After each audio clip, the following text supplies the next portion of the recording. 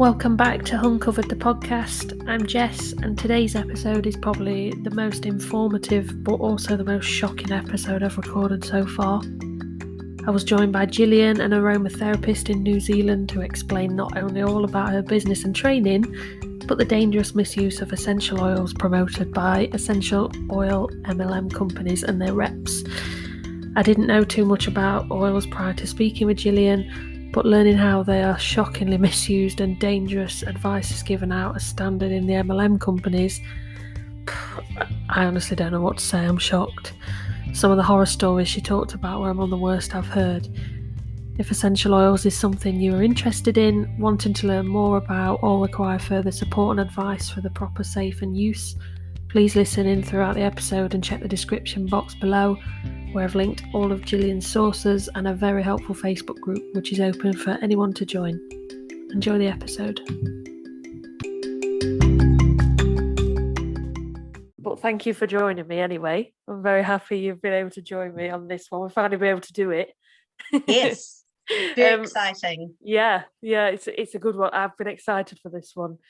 Just start by explaining who you are, what you do, where you're from, and all of that lovely stuff. Okay, so my name is Jillian Parkinson. I'm a clinical aromoscience practitioner. That another word for that is an aromatherapist, but I studied more of the science side, including in aromatherapy. I studied 2009 and graduated at the end of 2010, and I've had a practice in New Zealand. Oh, yes, I'm from New Zealand. Yes. COVID-free New Zealand. Yeah, they're doing brilliant with handling COVID. Yeah, I know. Yeah, brilliant. We've been very lucky, and we know it. You know, we don't take it for granted. I've had a private practice since 2010. Wow. So that entails consults, and I've also got a couple of brands. I make a tattoo aftercare product, which is a separate brand, and also my aromatherapy products for health and well-being. And my little business is called Essentials, and Tincture is the name of my tattoo aftercare product. So that came as a byproduct of, because I love tattoos, and there was nothing on the market that aids and speeds the healing process. So I formulated something. So that's been on the market for 10 years now. So wow. Yeah. Nice. So because of the enormous concern worldwide around the unsafe use of and overuse of essential oils in the multi-level marketing world, I also started a safety group on Facebook. So it's called the New Zealand Essential Oil Safety Group. Anyone can join from around the world. However, if you are an active multi-level marketing reseller, I'm sorry, but you're not welcome. We don't want battles. We want facts, and we want to be able to inform, and we want people to be able to speak out without being afraid of being attacked. Or we've got qualified aromatherapists that are running it. Yeah. We don't want to have to fight with unqualified resellers, because contrary to what they say, we do know better than they do. Yeah, that is a big one. I mean, so I was excited to do this one, and I'll let everybody know for listening purposes that it was Hattie Rowe. She's been on a podcast episode before, who put us in contact, but she wasn't able to make the episode today, but I know she'll be listening to it. Great. So thank you for that, Hattie. Yes, and Hattie, I love your fierce professionalism, the way you're delivering your message. It's just incredible. Yeah. So I just she's doing amazing things. Yes, she is. It's a massive, I'm sure she gets it, but it's a massive public service kind of that she's doing. Massive, yeah. Yes. Yeah, it really is. She's amazing.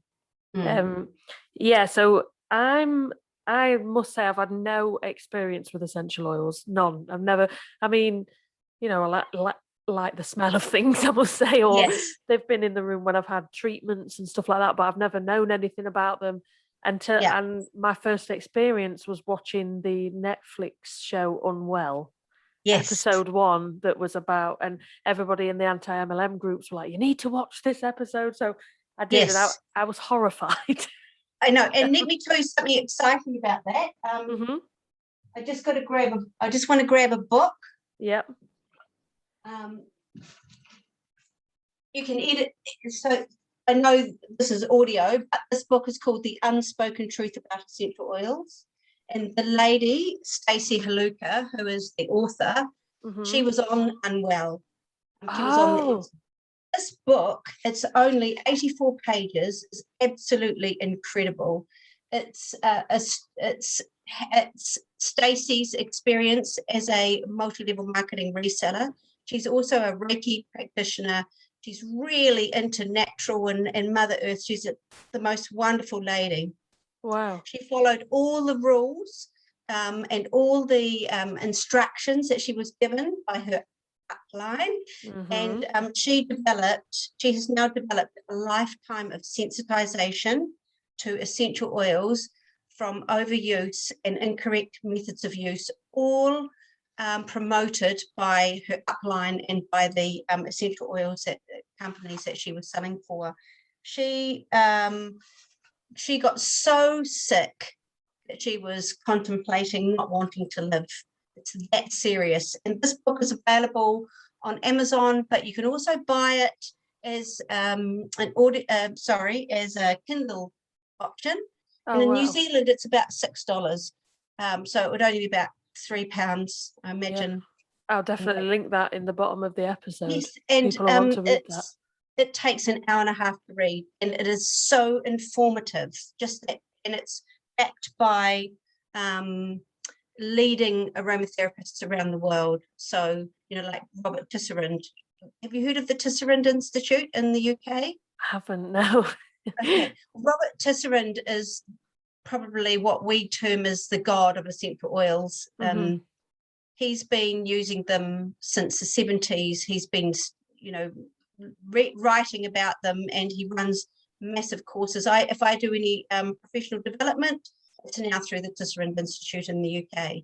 So he's incredible. Wow. But this is just spot on. And I think that if there are any essential oil resellers out there that are a little bit dubious about what they're doing, this is going to make them go, I need to stop now. Because, I mean, I got onto page 7 of this and was crying. The pain that this woman went through. I know your audio people can't see it, but these are some pictures of from using oils incorrectly. Oils. Yes. So what happened was she was using them as she was told. I was diffusing all day. She was using them on her body undiluted, which is one of the worst things you can do. Yeah, I saw that in that program. Ingesting them. And what her body did, and it was quite quick for her, because some people everyone's different. I think it was only for about 4 months for her. She started getting an unexplained rash on her body, and that's when her body went, I can't take this anymore. And she started getting a rash. I think it was on her arm to begin with. It was on her arm. Oh, that looks so sore. Yeah, I know. And it just spread and spread and spread. It went on to her stomach. It looks like aggravated. Like, I know a rash comes from within, doesn't it? Essentially, it's not. Yes. You know, that looks like, ow. That looks like it's on fire. I know. It's what it is, and that's exactly what she said. She said she felt like she was trapped in a room with fire ants, mosquitoes, and wasps. She was hospitalized. But one of the things, she kept ringing her upline, and they just kept saying, your body's detoxifying, keep doing it, it's fine. I know. So she was essentially poisoning herself every day repeatedly. And she thought to herself, at least I can cover it up with clothes and it's not on my face. And that's when in March, like 2 or 3 months after it started coming, that's when she started getting the rash on her face.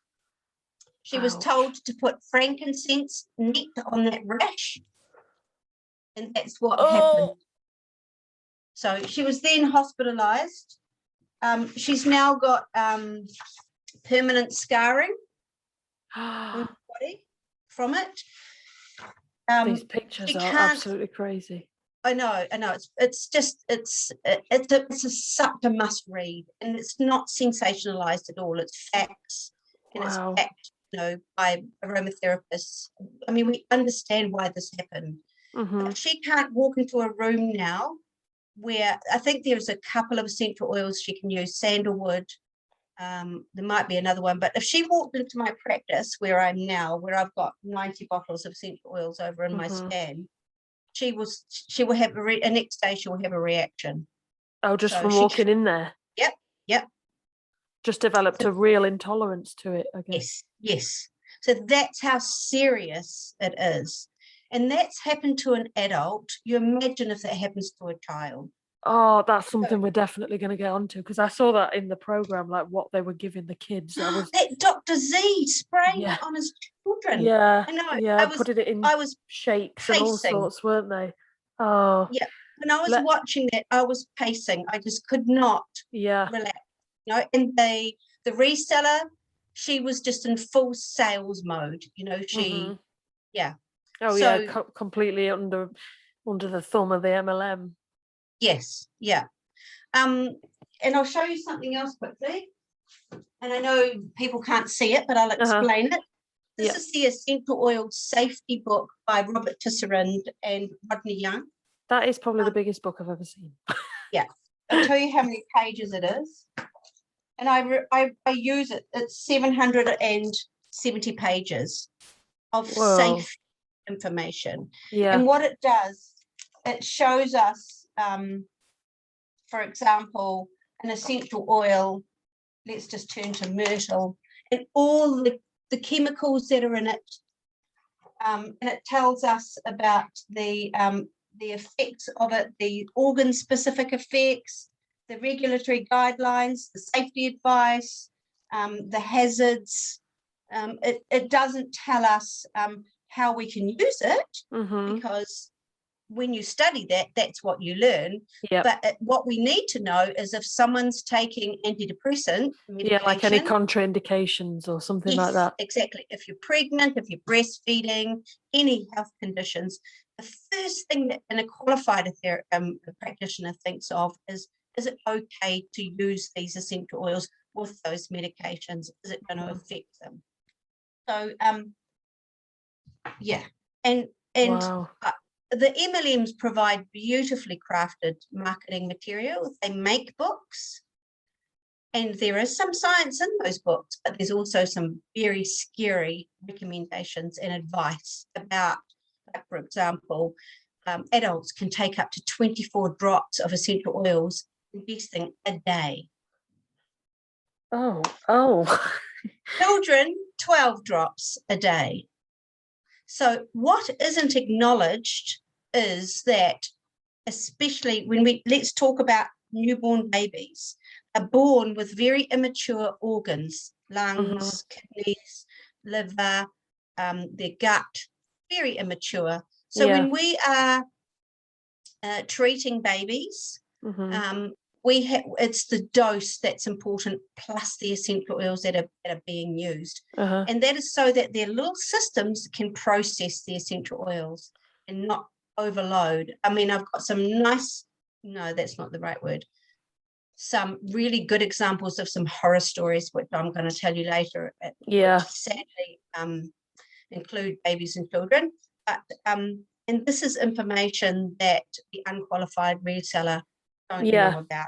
Let's quickly, for people who don't know and are quite uneducated about essential oils like me, I mean, in the sense of like in practice, what kind of things do people use essential oils for?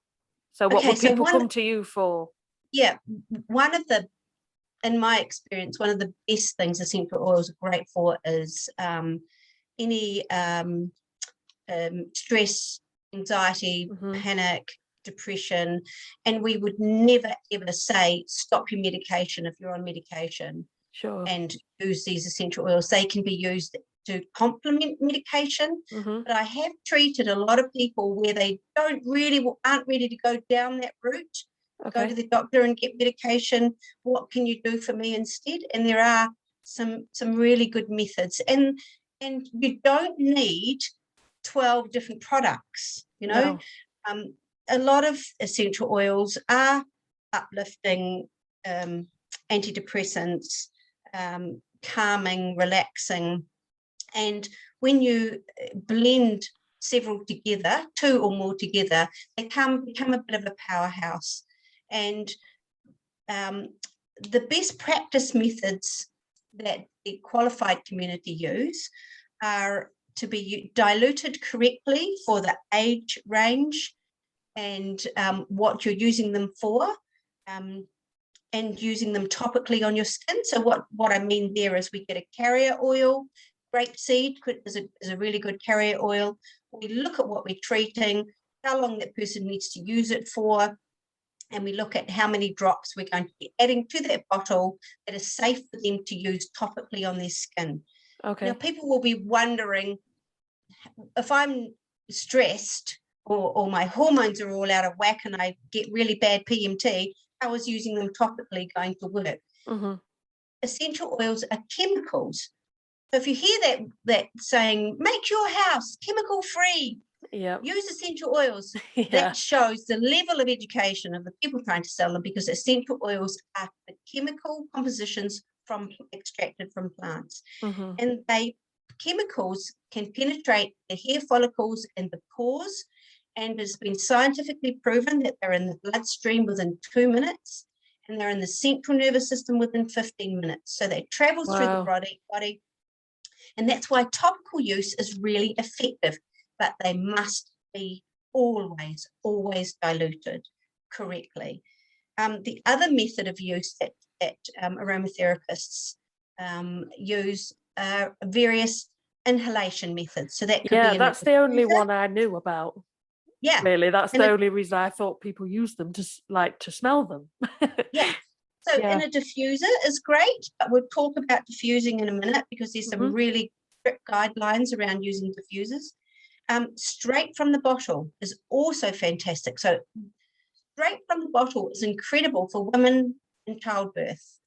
I highly recommend, though, that you do, if you're going to use essential oils during childbirth, you have to do it under the guidance of a qualified practitioner, because there are so many rules that must be applied when they're used in that environment. But anyway, straight from the bottle, drops on a tissue, specific ones, placed next to the pillow when you're sleeping.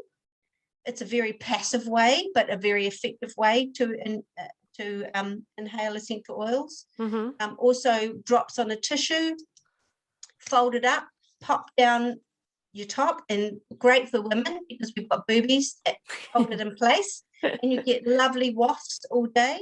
These are really good kind of ways to support, say you're using a topical treatment and you just need an extra support for the day. They're really good ways there. We have got something that I say a lot is that essential oils should be used for a purpose when there is a need. Just the same as if you went to the doctors and you had to have medication. You don't use them because they smell nice, because just in case I get sick, or just in case I get or as a preventative for getting sick. Yeah, exactly. It's great for a preventative if you're going into a situation where you think you might feel panic, like if I had to do speaking, I can get, so I'm inhaling, I do that. Great for that. But, I've heard stories where a lady was ingesting copaiba every day just in case she got a headache. And if she did get a headache, she upped it, but I'll tell you more about her later. I was going to ask as well, because I didn't know about all of the, it's such a topic I know nothing about, and it's probably one of those ones that isn't spoken about enough, and I bet you see that as well. People wouldn't consider it to, it's not something that's I guess it's never been recommended by anybody to me. You know, I suffer with Yeah. Yes. anxiety and things like Yeah. that, and I have done since I was in my teens. But it's never a professional's never said to me, "You should try No. aromatherapy." You know, so Yeah. it's one of those ones that you know a lot of people won't know about. But No. I know you touched on your training you did. Hmm. So I guess my question would be, how does that differ to what? I mean, for people listening, the big ones would be Young Living, wouldn't it? And doTERRA, Yes. is it doTERRA. doTERRA? Mm. I know Yeah. that's a big one. Um, Mm. only knowing through watching that program that I looked into it a bit more. Yes. Yeah. Um, and they get no training, is that right? No. No. Well, they say they do. Mm-hmm. They say they do, and they offer training courses now. And one of my colleagues in Wellington did the course, and it was mostly sales. Sure. And they And how to made them, recruit people. well, no, it wasn't about recruiting. It was Okay. just about sales. And it was, they touched on the use of essential oils. It Okay. was very clever. But once they'd done it, they had a certificate that they could display to say that they had done an authorized essential oil Oh course. no. So I studied in a college in New Zealand, and I did 770 hours Oh. of training. I had to do assignments. I had to do about 100 case studies, and I had to report and write down each time I saw someone. Uh-huh. I had to write down what I'd done, what was the outcome from the week before, what have we discussed, what was the plan for the following week. And I saw several people, because I did it, you do there's 4 stages, Yeah. and you had to have 8 people for each stage, and you had to see them every week. So I think it was about 100 case studies, and by the time I'd finished.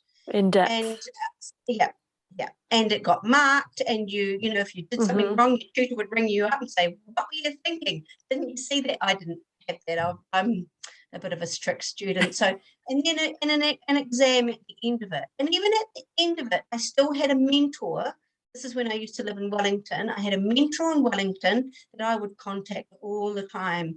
Because doTERRA came on the scene in 2012, and they didn't promote themselves as an MLM Okay. to begin with.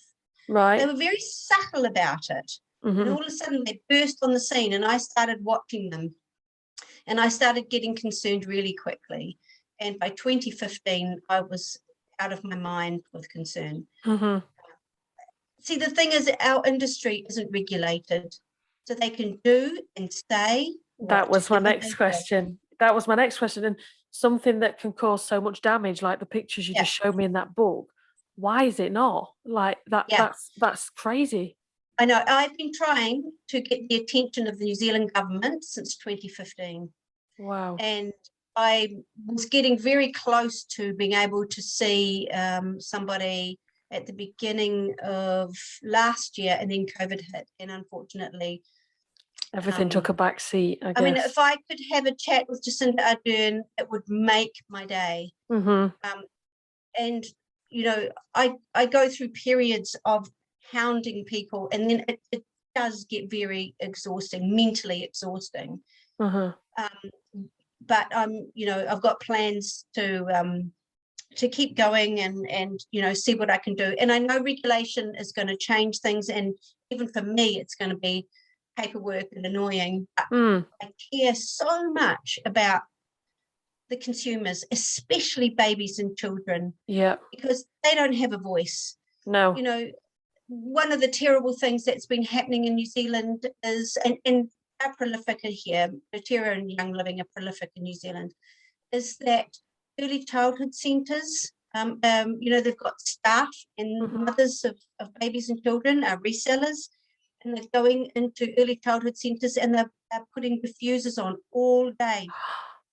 And they're putting really unsafe essential oils in those diffusers. Before I go into a bit of a story there, let me tell you about the diffuser best practice guidelines. So you've come home from work and you're feeling really stressed. You've had a shit of a day, and you want to calm down. And instead of opening a bottle of wine, although, you know, I like to do that too. So you'd pop 6 to 8 drops in a diffuser of something that is relaxing, and you diffuse it for 60 minutes, and then you stop. And then you wait for 60 minutes. And if it's necessary, if you had still feeling a bit tense, you can diffuse for another 60 minutes. And then that is it. What happens is also people start going, oh, I can't smell it anymore, I'll add some more drops. It's because their olfactory system is full and they can't take on any more.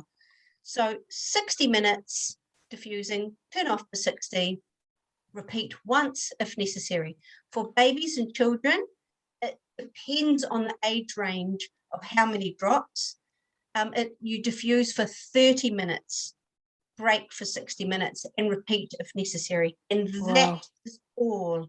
Yeah. So the other thing, newborn babies to 3 months, there's only 3 essential oils that can be used with that age group. And that is Roman chamomile, lavender, and this is species Lavandula angustifolia. So this is where we get a bit more scientific. And I'll go back to that. And then there's mandarin. Are the only 3 essential oils that can be used, and they are used in small doses. You would use 1 to 2 drops in a diffuser if you've got a fractious baby. Yeah, I was going to ask you, what for that age range, like what would you use them for newborns? Well, maybe, they can be used, because I make a little product called Gentle Baby Blend, and it's specifically for little rashes. You know, they can get rashes in their armpits. Oh, okay. It's also good for colic and cramps and on their tummy. Mandarin is fantastic for digestive system. Roman chamomile is what they call it nature's Panadol. It's got amazing pain relieving. It's also very calming. It's sedating, and the same with lavender. So yeah, they're the diffusing guidelines, and they must be adhered to. I'll tell you why when I tell you some horror stories. Yeah, definitely. Yeah. So, and they can be used topically on babies and children as well. But again, I highly recommend you do it under the guidance of a qualified practitioner. That may mean you don't always need a consult. I mean, I've got products on my website that don't require consults, but they are made for specific age groups. Yep. And I know, because I've got a first do no harm philosophy. So I'm very cautious. I'm also very open to people contacting me and asking me questions, and and I don't charge. Oh, that's brilliant. I don't say things to sell things, and I don't have a profit at all costs philosophy, which that's my big thing about MLMs. They say things to sell things and profit at all costs. Yeah, I think that's the same, isn't it, in every MLM, in every kind of selling any kind of product. It's no different, and it's scary that something that can go so medically wrong, I want to say. Oh, I know. Not regulated in that way. I mean, how would it work? So, people using them incorrectly and ending up, babies with these horrific rashes and, reactions to the oils. Does that mean if they go and seek medical help for that, I guess what's the crossover with the medical world? Will the doctors know what to do, or no? Not unless they've had some training in aromatherapy. If in this, it was quite lucky because my profile is speaking out quite loudly in New Zealand about my concerns. Raised my profile, and so women, all women were contacting me saying, I'm doing this, I'm doing that. And the thing is, an unexplained rash on a body, I don't think doctors or pharmacists would think to say, are you using essential oils? Because an unexplained rash can be from overeating strawberries, hives, a hive-like rash. So, they'll probably go through what foods have you introduced, or, unless you know that essential oils can have a negative effect. Yeah. how would anyone know to ask? And this is where I'm a bit more compassionate about the uneducated MLM reseller. Mm-hmm. How are they supposed to know what they don't know? They're getting fed this beautifully crafted marketing material, hard-covered, beautiful books, you know, all the pamphlets and things like that. They are trusting the people that own these billion-dollar companies. And you think they're the people you can trust. Yeah. Majority of the time, you think people who run these businesses, you know, they'd get shut down if they weren't operating properly. They'd get shut down if they didn't know what they were talking about. And no, it's really not the case, is it, sometimes? And the other sad thing is our study isn't regulated either. So in America, you could do a weekend course and call yourself an aromatherapist. Oh, okay. See, our courses are New Zealand. It's an what is it? NZQA course. So the New Zealand Qualifications Authority had to say, yep, we recognise this as okay. Yeah. Is it is New Zealand one of the most, you know, one of the only countries who kind of No, UK do it through I think it's IFPA, International Federation of Practicing Aromatherapists. Wow. Yeah, so there are accredited, that's the word I was going to say. Yes, that's right. There's regulatory bodies around the world. But in America, they seem to be behind. You know, America do too, but people will go out on their own, you know. And I was going to ask about the quality of the MLM products. Have you ever seen any yourself or tried any yourself? Price point, quality of them, what are they like? Okay, so let's talk about a few myths. So the MLMs say that they have the best grade essential oils in the world. Of course. That's why you have to buy them. Pure, they have the most pure essential oils in the world. Yep. That is the biggest piece of rubbish, because an essential oil is either pure or it isn't. It's either adulterated, which means something's been added to it to make the smell better, or make it go further, or, you know, like Melissa, for example, is very, very expensive, and it smells very lemony. It smells very lemon balmy, lemongrassy. So, you know, an adulterated Melissa would be, say, 2 mils of actual Melissa, and then top it up with some lemongrass, and then sell it as Melissa. I mean, Melissa's around $600 for a 10 mil bottle. Yeah, very expensive. And anyway, and I've seen a doTERRA reseller in New Zealand tug a bottle back like this. Like, I'm feeling stressed today, so I'm going to drink some Melissa. And she gets the bottle, and I've got a photo of her doing it.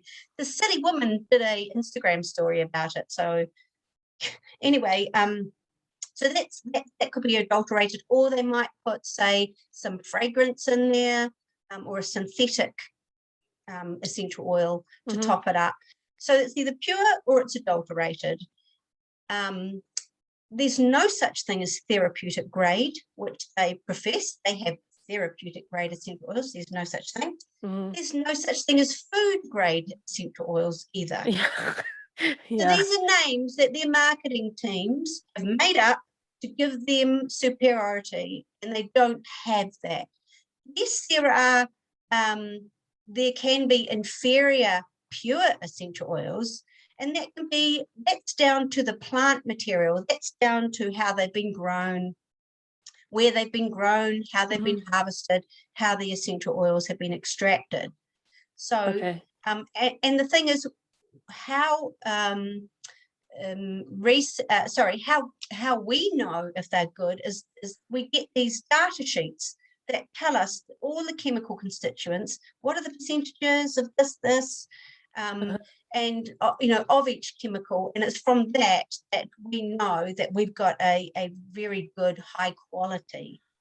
So there's differences in qualities, but there's no difference. It's pure or it's not. It would be, I guess, like I've got an aloe vera plant, and sometimes when I get eczema flare-ups, I like to cut a bit off and squeeze it on. Yeah. Yes. Not the same as, I've got some over there actually, if I could be bothered to lean for it. Aloe vera moisturizer. Yeah. That's not the same thing. No. But also doing that Mhm. with the plant isn't, even though you're putting that net on your skin, that's fine, Mhm. because you're only getting a tiny portion of whatever's the chemicals are in there. When they extract essential oils, they're extracting all the chemicals at a really high concentration. And they're just tipping it down their throats like it's normal. Yep, yep. And they are putting it neat, undiluted on their skin, which is one of the worst things you can do. So let's talk about overuse. Yeah. So overuse is when you're diluting them, you're diffusing them day in, day out. You're using them on your skin undiluted. You're putting them in your food, in your drinks. You're making little roller balls and, using them all day. And I have had people say to me, I've been doing this for a year and I'm fine. Well, I'm saying, go and get your liver count checked. How's your gut feeling? Got any irritable bowel syndrome symptoms? There's always an answer. And this is why Stacey's book's so good. She gives you a very real scenario. So the other thing that resellers don't realize, and the consumers, that essential oils build up in the body. So, and each essential oil is either a top note, a middle note, or a base note. Top notes can stay in the system for up to 24 hours. And we're talking about the fruits and the flowers. So we're talking about all the citrus essential oils, and as well as petitgrain and tea tree, basil, the Palmarosa, and all, like I said, all the citruses. They stay in the body for up to 24 hours, and then they're processed through the liver and the kidney and come out when we go to the loo. Yeah. Then we've got the middle notes, and the middle notes are your harder feeling herbs like lavender, thyme, rosemary, clary sage, black pepper. They stay in the body for up to 2 to 3 days. And then we've got the base notes, and the base notes are your divine sandalwoods, frankincense, the exotic flowers like rose and jasmine, patchouli, copaiba. They can stay in your body for up to a week. So if you are using over and over and over every day, you are building up the chemicals in your body. And that's when a reaction can occur. And it could be irritability, it could be feelings of overwhelmness, it could be insomnia, it could be headaches. The worst case scenario is the unexplained rash, because that's when your body's really screaming, can you please stop this? Those pictures were horrific. I know. And so if we go back to the early childhood centres in New Zealand, luckily I was contacted by, and we're really good friends now, by a lady that was really concerned about what was going on in her early childhood centre in New Zealand. And I was asked to go and speak there. So what they were doing is diffusing a product called On Guard. And On Guard is a very harsh antimicrobial central treatment from one of our MLMs. It contains essential oils that are not suitable for babies and children, not suitable for during pregnancy or breastfeeding. No. If you have a heart condition, if you've had recent surgery, if you suffer from diabetes and take diabetic medication. So anyway, they were diffusing On Guard in their centre all day. They were making hand wash out of it. They were spraying and wiping the surfaces with it. In the baby's room, so they took 3 months and up babies in their centre. In the sleep room, they were sprinkling lemongrass on the carpet. They were putting lavender on the carpet.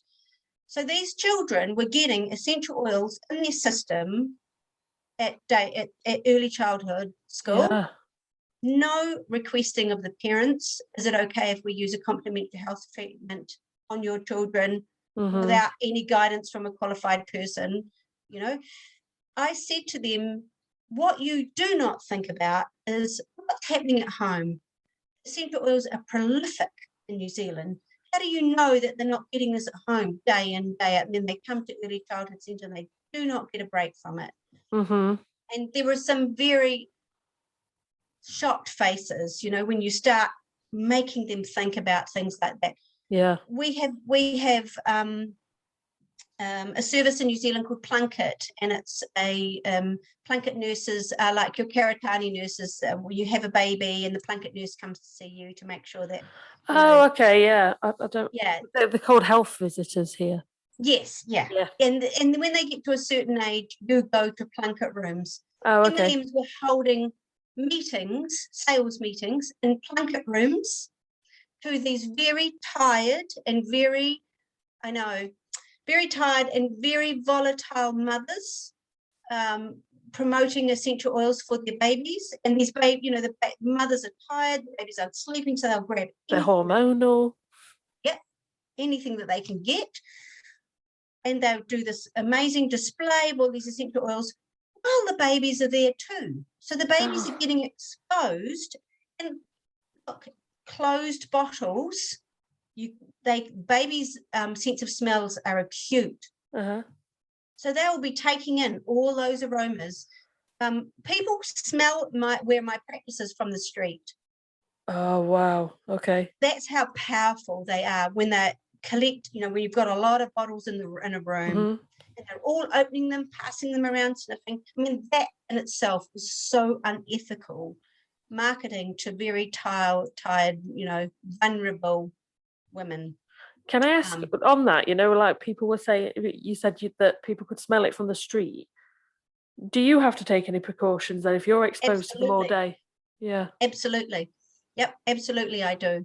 And I only blend Mondays and Thursdays, maybe one evening. So I only usually do it about 3 times a week. Yep. Before COVID, I used to supply a synergy. So I call synergies undiluted, 2 or more undiluted essential oils that can be used via inhalation. I used to make one for travel in planes for people to use once they have gotten off the plane to help recover from jet lag. And I used to have to make 70 to 100 at a time, and I'd have to go in, and you'd have to make sure the doors and windows were open. I'd make them, and then my body would go, I've just had enough. Yeah. And this is why my practice room is separate to our home, so I can get away from it. Yeah. I only diffuse once or twice a month, and it's if I really need to. The only things I use daily is a serum that I make for my face, but it's diluted in such a low rate that it's safe. And I do use something for hormone balance 2 or 3 times a week, which is a topical treatment, safely diluted, that I rub on my tummy. Wow. That's what I use. Oh, and I've got a first aid product that I'll use if we, Yeah. So I use them for a purpose when there is a need. But yes. It's not like you could just have them open all day in your practice for your own safety. No. Yeah, exactly. And I know when my body's gone, I start feeling really, funnily enough, anxious. I start feeling overwhelmed, and I've just got to get out. So I don't store essential oils in our home, in the house. Right. So, yeah, it's just... And these babies are smelling them all day long. Yep. Oh, no. So, I was going to ask about the price point of the MLM, the oils. Yeah. Well, are they different to what like you would sell for? And yes, and unfortunately that has a detrimental effect on us qualified practitioners because our prices are so much lower. And because of that, the perception is that ours aren't as good. The quality's not as good. Yeah. But it's not true. It's because I'm the only one that gets the cliff of the sales ticket. So, if there's 13 people, they all need to get a clip of the sales ticket. So where I might sell a relaxation synergy for $18.50 for 7 mils, they may sell for between $50 and $70. Wow. They're so I mean, when I was doing a bit of research on it yesterday, ready for this, the prices. I mean, there are some websites that don't. Well, they're very sneaky, aren't they? So I don't know whether Yeah, the doTERRA products I actually know, behind it, but very some sneaky. of them cost a fortune. But then Yes. my local pharmacy, I was in there, funnily enough, last week and waiting for my prescription, and I turned around and they had a shelf full of essential oils, Yeah. and I was like, oh, Yes. now I'm seeing them Lovely. everywhere. But they were very cheap compared. Yeah. So Yes. I was thinking, oh, maybe they're like a cheap rubbish brand or something. When But really, it is what it no, is, isn't it? do you know how you can tell if Mhm. they are? So this is what the qualified community do. If you're selling, uh, if you're selling a single essential oil, you should always have the species name on it. So, and that is really important because there are so many different species of the same plant, like lavender, for example. Lavandula angustifolia is the Mhm. safest and the most popular, and it's the mother of essential oils. It is fantastic. But it's different from lavender grosso or lavender intermedia X, for example. They're two more different species. They Okay. have higher contents of camphor, so they aren't so good for sleep. They aren't so good for wound healing. They are good for colds and flus and muscle complaints. So, and then eucalyptus. There are so many different types of eucalyptus. Mhm. And there are only two that are suitable for children and babies. And that is Eucalyptus radiata and Eucalyptus globulus. And again, dose is very, very important. Um, and there is a bit of a myth that eucalyptus can't be used with babies and children, but they can if it's used, the right species are used and the right dose is used. And again, only used for the need when there is a purpose. Mhm. Yeah, so I mean, you can see it is a huge topic, a Yeah, huge topic. huge It's topic. not just add a drop to this, do that. Yeah. Let's talk about food grade essential oils. Yes, and No such ingesting thing. them. I want to know why No such people thing. ingest them. I'll tell you why. Because you use a lot and you will buy more. Okay. Uh-huh. They tell you that to ingest them is good for your skin or your gut, or like this lady that used to ingest copiba in case to stop herself from getting a headache. You know, she'd put one drop in a glass of water and have it every day. If she got a headache, she'd have 5 drops. So there are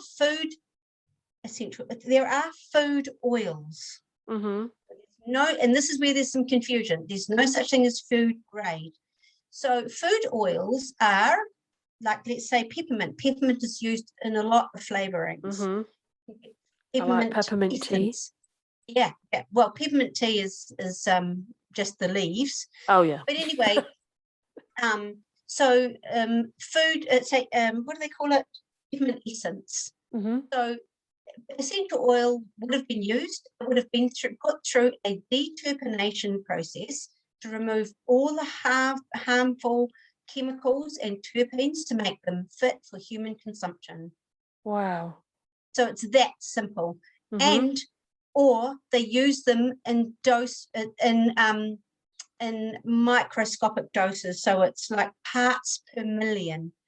So if they were to make say for example, a 5 liter lemon cake for someone wants a massive cake, they Mm-hmm. use it in parts per million. So it might be 5 drops.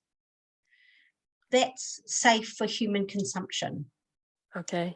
Just getting them, and this is a horror story, and this is on the On Guard product PDF.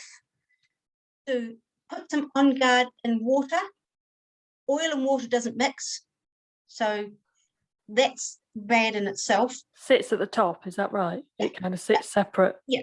And it doesn't matter how much you shake it. Mm-hmm. As soon as you stop, it just turns back into Yeah. oil on the top. They tell you to soak your vegetables in it to kill any germs that might be on the vegetables, or soak your apple in it because it does have cinnamon in it, and cinnamon is beautiful, as we know.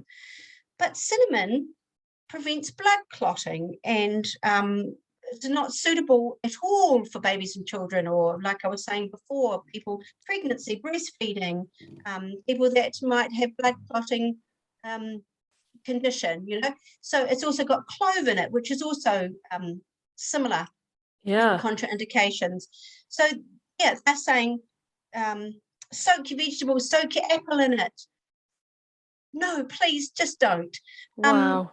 And they say these things, they tell you to make your salad oil and put some rosemary in it, and it's so that you use a lot. It's just so wrong. So there's no such thing as food grade essential oils. They are essential oils, and they do say things like FDA approved. The wording around all this is so outdated as well. They haven't caught on to this phenomenon of overuse of essential oils. No. It might be FDA approved as a product, but yes, they're not approving how you're using them, because that isn't required to be approved by the FDA, I don't think, anyway. Yeah. Wow. And I've seen read things as well about, and in that Unwell show, about burning the throat, burning the yes, esophagus and the gut. Yeah. So the ways not to use them, I just need to go over that. Do not overuse them. Do not use them undiluted on your skin. Do not over diffuse, and do not use in your food and your drinks. If you don't believe me, please read that book, The Unspoken. I'm going to order that. There's the pictures are enough for me. Jess, it is just so good. It's every moment is a gasp moment. Yeah. The other great thing about in that book, because doTERRA sell products with wintergreen in it. Wintergreen is 99% chemical salicylate. It is hazardous. I've used wintergreen twice in my entire 11 years of being a qualified practitioner, and it's been for severe muscle tears. I've used 3 drops along with other essential oils in 30 mils, and the person was allowed to use it for 3 days, and then they had to stop. It's hazardous, and it is in some doTERRA products. Sweet birch is another one. And there's a big section dedicated to those 2 essential oils, and that is important in itself. The other problem that we're seeing is that as certain essential oils are becoming scarce now, because of the overuse, the prices have gone through the roof. Like a bottle of bergamot has tripled in price. That's having an effect on consumers and the qualified practitioners. Yeah, because I guess your prices for appointments and everything else will have to go up, right? Yes, and I've written some articles about these topics. I could share them with you if you wanted. Yeah, excellent. Podcast. Yeah, and it's on how they're not essential oils aren't toys for children. I mean, I've seen videos of resellers going, my child's making rollerballs and she's going to take them to school and sell them at school, and yeah, so I know it just goes on and on. So I've written about that. I've written about safe, unsafe ways of use, and also don't ingest, the scarcity, red flags, so I can share those links with you. Yeah, that'd be brilliant. The other thing that is one of the most scariest, and this is something that I'd love Hattie to specifically pick up on, is the manipulation of social media. So people have asked me, why don't you go on and comment on Facebook and Instagram? And, I used to. I used to say, qualified practitioner here, please don't do this instead. Some of them were, I do that emoji horror face, when an MLM, a diamond reseller, was making jelly lollies out of clove and cinnamon and orange essential oils. Just by the by, orange and lemon are very high in limonene. Limonene is a chemical that mechanics use to get oil off engines. I dropped accidentally a drop of lemon on a painted surface in our house, and it lifted the paint. So imagine what it's doing to your gut. Wow. I know. So anyway, some of the resellers will argue back at you and make you look very small. There's some quite aggressive ones out there. Team together, I bet that's happened, where yes, they go in their absolutely. WhatsApp groups and I've got somebody on my page and they help me. Oh yeah, I can tell you a very cool little story where I was involved in something like that. Anyway, what they do is they either delete anything that could be useful to the audience and leave you looking, and just keep some conversation up so it leaves you looking like an idiot. So I've had that happen to me. Or they delete everything that you say and they block you from making comments. So when you're reading anything from a MLM essential oil reseller, you must have in your mind, because they all look great. All the comments are, oh, this is great. I've been doing this. I ingest every day. There is nothing that challenges them in there. They take them out and they block them. So they completely manipulate the conversation. And I've blogged about that as well. Yeah, I'll take a read. You've just got to be so careful. Yeah. And I think they see it, they probably see it as this woman's showing me how somebody will buy a bottle once every 2 years, whereas I need them to buy one a month. Yes, exactly. I've got regular loyal clients. Some of them might spend maybe $500 a year. Some of them might spend $150 a year. Yeah. I was speaking to somebody that was spending $200 to $300 a month on essential oils. Did they come to see you? Yes, recommended by their homeopath, who was a MLM reseller. The homeopath had no formal training in aromatherapy. What's a homeopath? Homeopath is another natural. Oh, okay. A natural, yeah. So there's naturopaths, homeopaths, herbalists, aromatherapists. And they really target those markets, don't they? I mean, I was on some of the ways and it might be a tip for anybody who's listening who wants to look for their own top sellers of each MLMs, but I normally go on the website, go to their section on their team and the celebrating of big achievements, and you find people's names that way. And that's how you can look at their social medias. So when I've done that, not much mention of hiring people, recruiting, a lot of mention of buying their starter kits, but only for use purposes, and they probably enroll you as a seller at the same time. Yeah, they do. But lots of people, yoga teachers or personal trainers, they target specific, and it makes it look more authentic, I think. Yes, and the most scariest resellers? Midwives. Yeah, that could be frightening. Yeah. Very frightening. So let me tell you a wee story. Had a lady ring me. Her midwife had made a spray. Now remember, water and oil don't mix. Doesn't matter how much you shake it. When you spritz it out, you will be getting undiluted essential oils on your skin. She made a spritz using a product called Digest Zen, which has essential oils in it that are contraindicated to children under the age of 6. But there was also essential oils in it that I don't even use in my practice, anise and tarragon, I think, from memory. Anyway, they stop the blood from coagulating. It's an anticoagulant.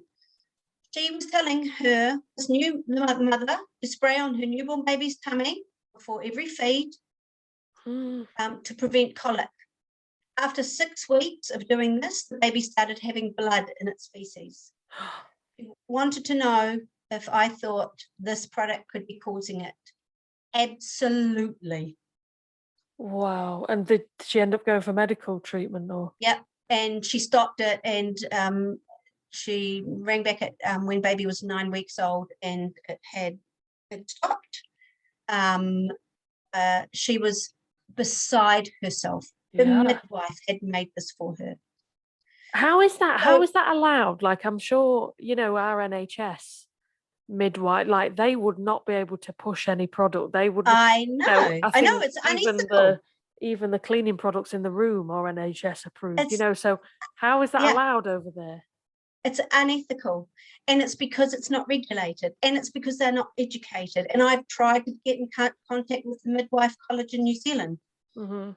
and talk to them, but I wonder if it's just too big, or they don't Yeah. understand how big the problem is. Yeah, It's just a but one-off. before anticipating talking to you and doing my own little research in a way, but that, like, what you've taught me today is just gobsmacking. But before that, I'd have said the same about aromatherapy. I'd have said, Yeah, it's a complementary therapy that people use.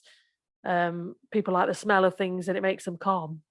That's probably the yes, only thing I would yeah, have said, because yeah. I'm uneducated. It's not something you learn about. I mean, they're great for so many things: Hmm. injuries, sleep, um, skincare. Really have to be careful when using them in skincare, because the face skin is different from our body skin, so it's got to be a Sure. lesser dose. Um, yeah, my biggest sellers are around sleep, stress. Yeah. I make a childbirth, a labour product, um, muscles, really great in massage, things like Hmm. that. So migraines and headaches, but I mean, I love them. I'm not against them. I'm just against people selling them that Yep. aren't properly educated. Definitely. Um, I didn't really wasn't aware of how educated you needed to be. If I just went no, out and bought one and started, oh, I'm gonna keep putting it on my wrist all day, yeah. because it I mean, like whew, there are ways that you can use them at home safely hmm. without having to see a practitioner. Simple colds, buying one that's made for colds and following the directions. But if there's any like chronic or ongoing issues, Hmm. seek professional help, Yeah. and we're not as expensive. And it's because I don't know, I'm not motivated by money for a start. So but it's not expensive. I mean, a consult with me is 45 New Zealand dollars. Hmm. And sometimes they do it for free, especially if it's worrying about safety. I don't Yeah. charge for that. The same woman that was crying when I was telling her about the trouble that could be happening with her baby, she said, "I've got another question. I've been giving my son, who's 5, On Guard in a glass of water every morning to prevent colds. And is that okay?" And I said, "No, it's not. How is he? Is he suffering from any of these?" And I went through, um, irritability, mood changes, headaches. Can a child tell you it's got a headache though? Um, Mm. and when I said irritable, he's got any irritable bowel syndrome symptoms. Yeah. So he had IBS. Wow. He just couldn't stop crying. So I just said, stop everything, remove all the essential oils from your house, don't use them. If you want to use them, talk to me, get products through me if you need them when there's a need for it. Yeah. So I don't always hear back from people because I think they're just so shocked and stunned. And sometimes probably You know? embarrassed or something Oh, as well. totally. And they Yeah. feel so guilty, Yeah. Another one, this was a midwife, just was for herself because she wanted to keep well. Her sister rang me, highly concerned. She was having unexplained seizures. There was no history of seizures in her family. She was drinking 20 drops of oregano. Now, oregano is a very harsh essential oil. I don't use it in my practice. It is antimicrobial. It's great, and it's also good for the word escapes me, antifungal. Hmm. But it's so harsh, and there's kinder essential oils that can be used instead. She was ingesting 20 drops a day with clove. She started having seizures. She was a midwife. She had her license taken off her for 12 months and she wasn't allowed to drive. So her sister was so worried. She rang me and said, could it be the essential oils? And absolutely. She stopped. She was so embarrassed. But Did she stopped. did she have the midwife license taken off her because of the seizures? Yeah. Oh, I wasn't sure just if it was because of the essential oil use. No, because of the seizures. So the seizures stopped after 3 weeks. And then I said, tell her to go and have a complete blood test, because what damage has she done to her kidneys and liver? Wow. Seizures. I've had a horror story after horror story after horror story, and it got to the stage where I was affecting my mental health, because my flight fright was just reacting, This is why I started the Essential Oil Safety Group, so that I could have some support from other aromatherapists. Yeah, because it's a lot to take on yourself, especially I didn't know it was a big thing in New Zealand, essential oils. So. Yeah, so it's huge. The biggest one and the most scariest one was when a lady rang me. We did a Zoom consult. This is her homeopath that had been recommending essential oil use. She had been diffusing them day in her house. She had a child, a 2-year-old boy with a kidney condition. She'd been born with it. She'd been diffusing them in his bedroom all the time. She was ingesting copaiba every day in case she got a headache. She'd have 5 drops if she got a headache. She was also digesting orange. She was, using them like Stacey Haluka was using them on her and her child. So we talked about what she needed to do and how, and I was very calm, asking her to stop. We talked about what the essential oils she had, what was safe, what wasn't safe. Told her, don't use those anymore. They're okay. Use them this way. It was an hour-long conversation. And then she said, I just want to mention, I can't remember the boy's name, but he's just got this little rash on the inside of his arm.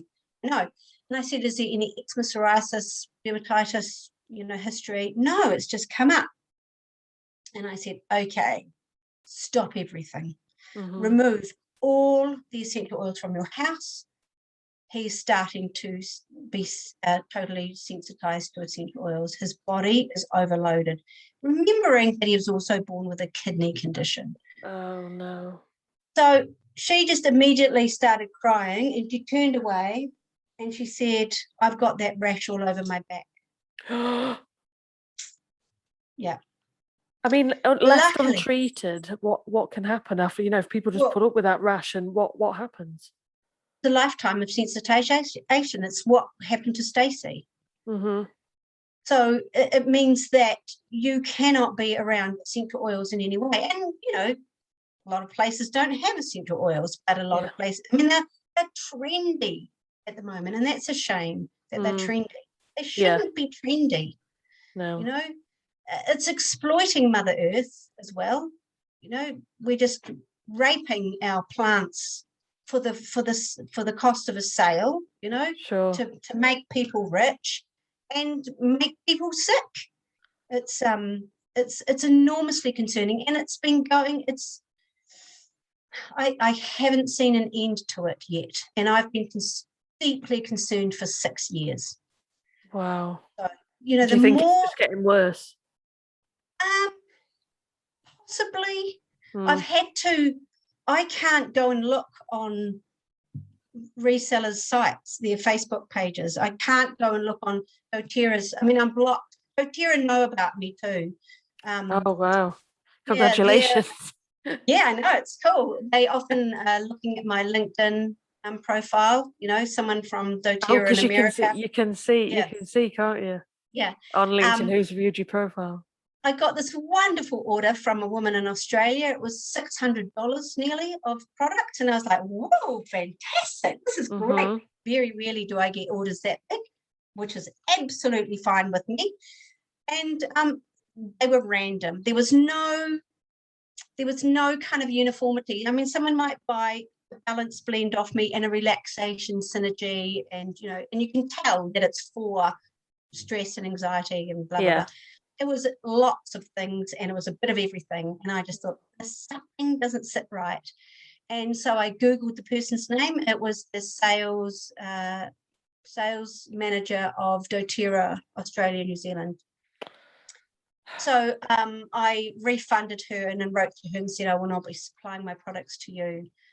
You didn't let me know who you were, and I see this as quite sneaky, and thanks, but no thanks. Yeah, good for you. So anyway, I'm blocked from making any comments on any doTERRA. It's because you don't know what you're talking about. I know. I'm affecting their sales. Yes, you must be. Hey, to get blocked by them, you're doing something. Yeah. So, I just need the New Zealand government to listen. Yeah, absolutely.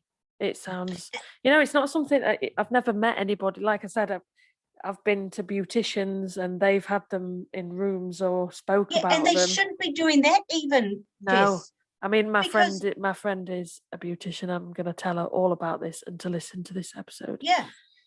She should not be diffusing essential oils. And I mean, I'm not, I wouldn't know how often, but I know we've spoken about them before, so, but places burn them all day long, don't they? Yeah, I know. And look, if it's one or two drops, that's okay. Yeah. For adults. Mm-hmm. And if there's no pregnant women around, because pregnancy is a big one. So it's tricky. I mean, years ago we did diffuse them all the time. Yeah. But but you know better now. Well, the thing is, Robert Tisserand is doing a lot more research, and he announced a few years back, hey, we need to stop this. And that's when we do professional development to learn the new studies and new research. Keep up to date. Ways of doing things, exactly. Mm-hmm. So, I mean, you shouldn't diffuse in a beautician's room because a woman may not know she's pregnant.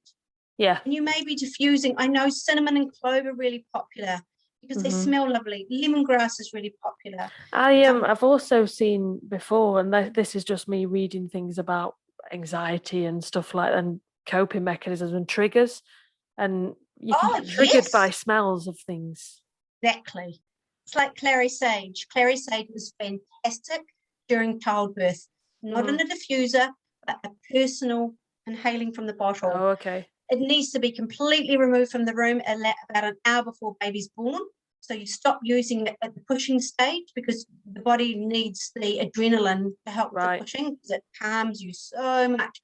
It is amazing for childbirth.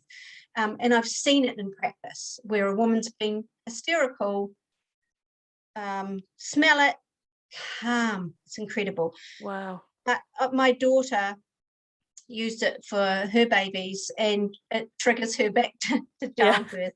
Yeah. So yes, it's a very good point. So what I was going to say was, your friend might be treating somebody in her as a beautician, and she may have essential oils going that, and the lady might be pregnant and not know it. Yeah. The other thing is, and this is another thing I had to be really careful. I used to massage. So I used to massage, and I only did 3 a day with essential oils because they're absorbing into my skin as I'm massaging. Oh, yeah. So I never used to use anything for myself when I was massaging. I had a client go to Australia and get a massage in Australia, and she got massaged with undiluted wintergreen. And I can tell by your face I'm supposed to be, but I'm not sure what it is. Wintergreen is that hazardous essential oil I was telling you about. Oh, so it's 99% she's being used salicylate. Neat on the skin. Yes, neat on her skin. Liz felt the drops on her skin. No. It shouldn't be used with anyone that's got a heart condition. Liz had a heart condition. Wow. So she sent me, when she had to get changed, she sent a photo and said, fast, because I've educated her well as a client. I've just been massaged with this. Oh my God, blah, blah, blah. So she was feeling quite panicky. Wintergreen takes 2 to 3 days to get out of your system. So, but there was nothing anyone could do. No. But anyway, what about the masseuse? How many times a day is she doing that? Yeah. You know, that was Yeah. also a huge And sometimes concern. they probably just pick, oh, this one smells nice. I can put up with Oh, yeah, smelling this one all day, because you must get sick of smelling the same thing all day, every day. yeah, Oh, I'll use this one today. This smells different. I'll use this one. yeah. Crazy. And the things it was a multi-level marketing brand as well. Of course. So, there's lots of unethical stuff where, oh God, I mean, look, I could just talk for ages about the horror stories at teachers in schools putting a fuse in the classroom. That's crazy. And why? Oh, because the kids are allowed. What business is it of yours as a teacher to make a decision about how a Subdued. child Make a child should behave? subdued. Yes, exactly. But the thing is, why they do it is go, my child is so calm. Why? Let me tell you about this fantastic opportunity. It just is, yeah. Yeah. And they're taught to behave that way. They're taught to look at every avenue As an start with your family opportunity. and friends. Yep, totally. Yeah.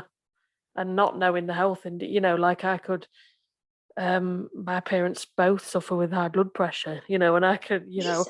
use this. I No, know. don't use this. Yeah. Essential oils that aren't good for epilepsy.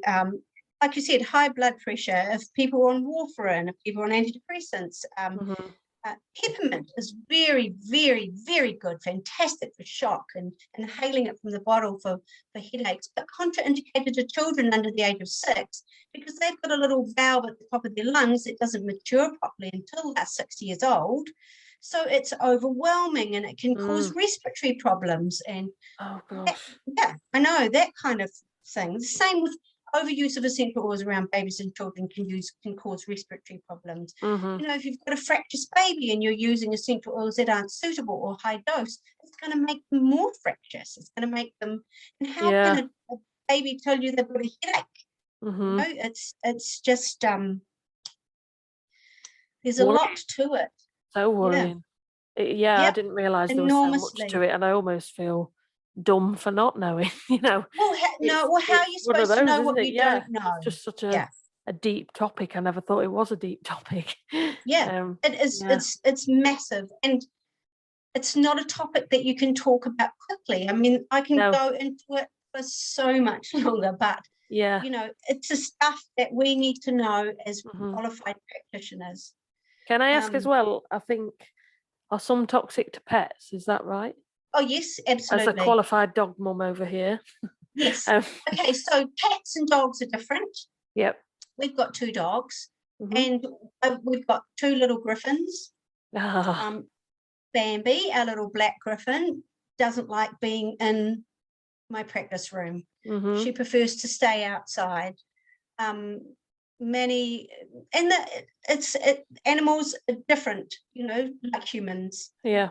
Some people can take more than others, Bambi hates it. If I have trouble sleeping and I put the sleep blend on my neck, my safely diluted topical treatment, because our dogs are spoiled and allowed to sleep on the bed. As they should. She goes to the other end of the bed. She's like, you stink. Yeah. Doesn't like it. So dogs can handle it to a certain extent. They've got to be able to leave the room if they want to. Cats are different. Essential oils are toxic to cats. They've got a different system to dogs. They process things differently. I'm not a vet, so I can't explain that. Yeah, no. It was just when I was reading things, people had said about animals. Yeah, cats have to be able to leave the room. Yeah. Better to not diffuse when the cat's in the room. Put the cat outside if you need to. Or don't diffuse and just use a personal inhaler or inhale from the bottle. Never apply to a cat, Wow. And I mean, my dogs had little wounds and I can treat them, a skin wound. Yeah. Where they can't lick it, obviously. But that's because I know what I'm doing. Yeah. You're not putting it in the dog food. No. So I think we've kind of covered anything. Do you have any other questions? Yeah, just going back, and I hope people have watched that program called Unwell, and if you haven't, you need to, because that was the starting point for me. I was like, wow, like people. And even Stacey's story has been diluted somewhat. Okay. Because if you read the book, yeah, it's been edited quite a lot, I guess, in Netflix. Yes. There was people on that program, and I don't know names, and I can't remember the exact story, but making huge claims like curing tumors and cancers and things, which is incredibly worrying. And I don't know if that's something you've heard. Have you heard of that before? Of course, absolutely. Frankincense, drink frankincense. Yeah, blah. So I have very, very sadly treated terminal patients before. The only time anyone with cancer should be treated with essential oils is obviously by someone that's qualified, but when their team of medical people say it's okay as well. Yeah. The beautiful woman that I treated that tragically passed away, she wasn't allowed to have vitamins. She wasn't allowed to have, when she was in chemotherapy and nothing, because they just can't afford to have something that might trip things up and not understand why things don't work. Once she'd had all her treatment, I had to write, I chose to write to her doctor and say, this is what I'd like to do. Is this okay? And it was, of course, it was a very low dose. Yeah. And I was allowed to slowly give her massages and introduce her back to. Was that for pain relief or like relaxation? It was for relaxation and sleep. And then tragically she cancer came back and she did pass. But in the last week of her life, I would go and give her massages with Roman chamomile and lavender, and that was all. And that was just, she loved the smell. It just gave her some peace in a very tragic time. So no, essential oils do not cure cancer. They can be complementary to a health condition, and that's what, and you've got to recognize your level of your scope of expertise. I'm so cautious. I don't step on toes. No, it's like I would never tell a woman how to have a baby. Why is a midwife telling a woman how to use essential oils when she's got no qualifications? I have so much respect for qualified in their field. If you're not qualified in my field, I give a lot of advice to midwives, and I provide products to midwives, and it's a lovely relationship. Yeah. And so that's fantastic. Yeah. And hopefully you can get the scope, wider and reach more people with the information. And there is one more thing that I have forgotten that's really important. Okay. So there is a qualification that can be reached, and it's in aromatic medicine. And this is really important because people will say, oh, but you can ingest essential oils.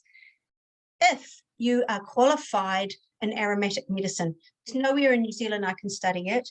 I'd have to go to Australia, and it's a 4-year course. Oh, wow. Okay? Is that something you want to do? No, I don't, because I'm really happy with, because using essential oils internally, you don't have to do it that often. No. So I watched, it was a conference, an aromatherapy conference, and it's an incredible aromatic medicine practitioner called Debbie Atterby in Australia. She gave a talk about when you would use them.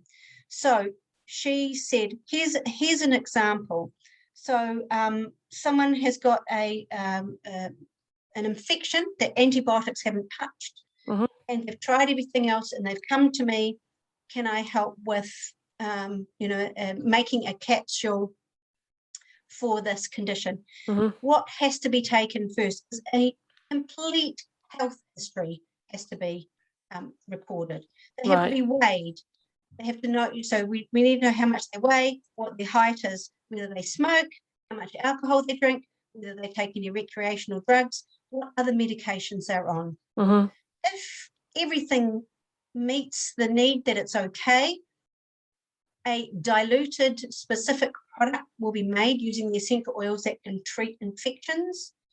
Capsules would be made. They would take 1 capsule a day for up to, she said, for this condition, 5 days, and then you stop.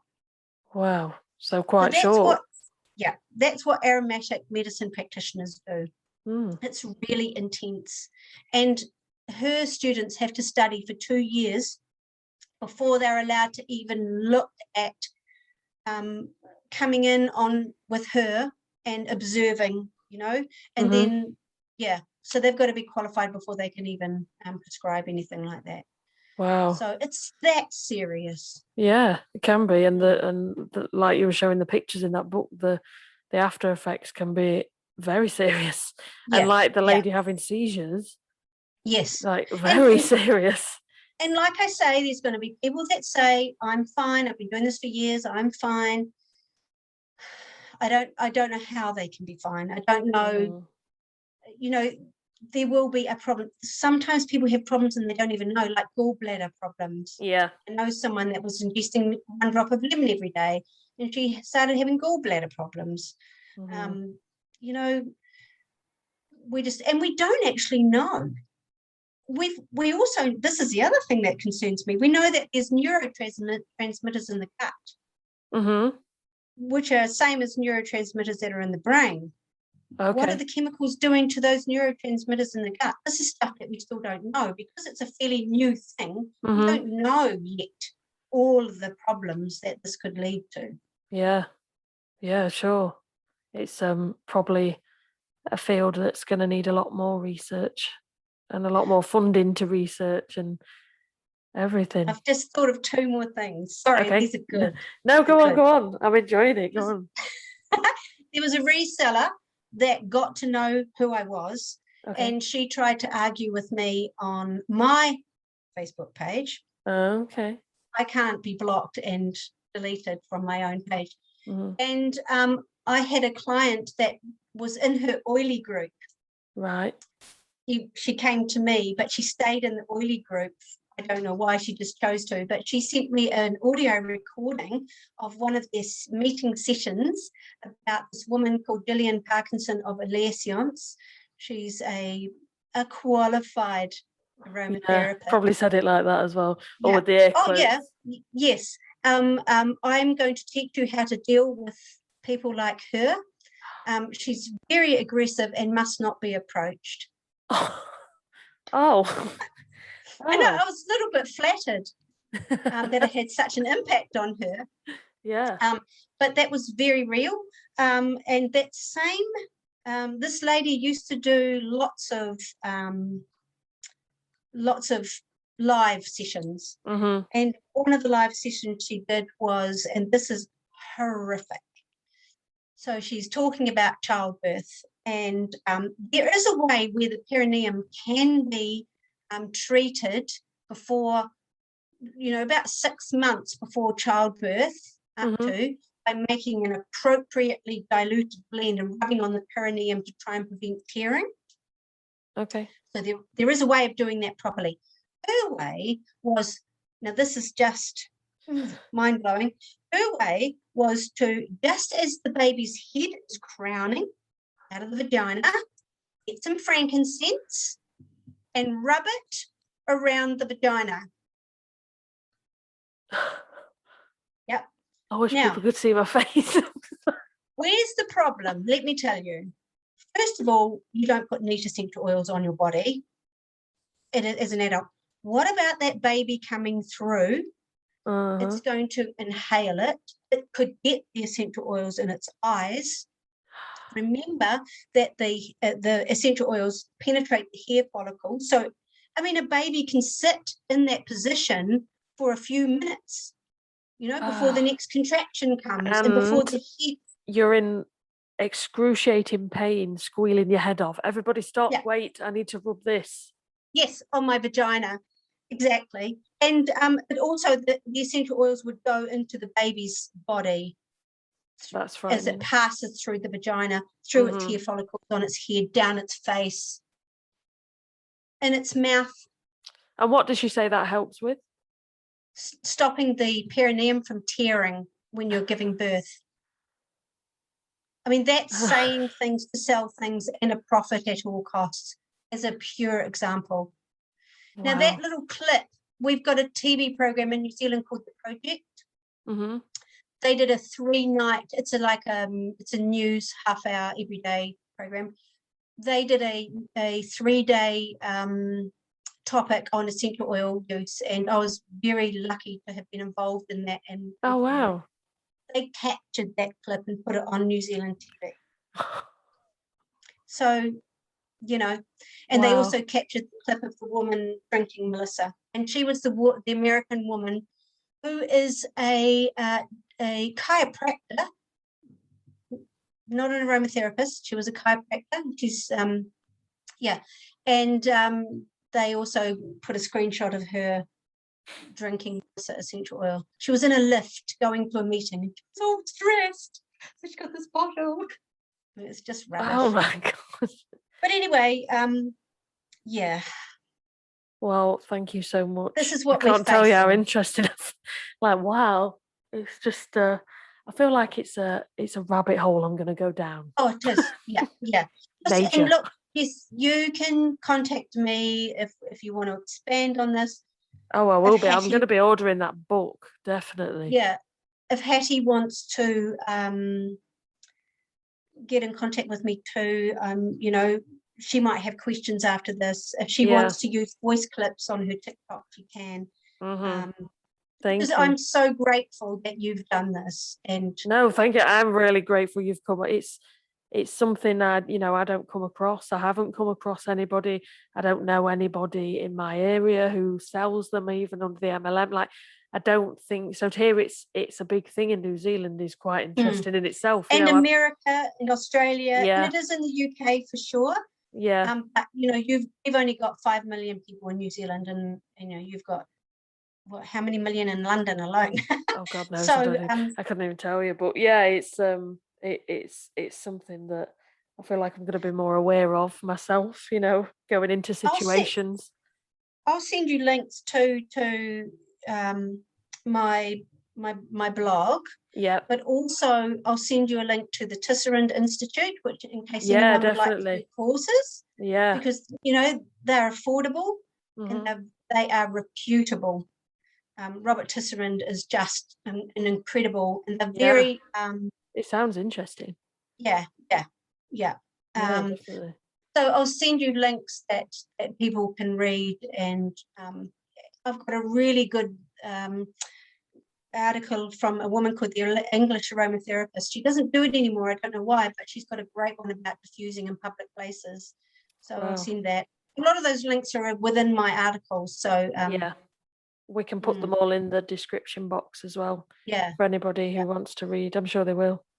And when your podcast is up, I will share the F out of it in New Zealand. Thank you. And obviously the New Zealand Safety Group, if people want to join. I'm not quite sure how far your audience is yet, with your podcast. I'm getting some countries like in America, in Australia, is a high one too, but really random countries as well. Yeah, that's nice. Great. It's nice. It is nice. Yes. But yeah, definitely. Yeah. That'd be great. I mean, it's something that's worth learning about for sure. Yeah. Definitely worth learning about. Absolutely. And knowing where you can get in contact with a qualified practitioner. Yeah. Yeah, definitely. We just want. I don't actually promote my products on my Facebook page much anymore at all because I'm so about safety. I don't want to be grouped in with any multi-level marketing, resellers, because a lot of them rebrand. They will make their own products and create their little brand. I've seen people's posting and like their own recipe cards. Yes. Buy all these different drops, oils from me, and drop them all in together, and look what happens. Yeah. It smells lovely. Yeah, but what else does it do? What do I have to be careful about? Who can I use it around? Yeah. Crazy. Yeah. A crazy world you've opened my eyes to. So thank you. No, it's great. Yeah. It just thank you for coming on, and thank you for explaining My all of that. pleasure. My pleasure. Cool. Okay.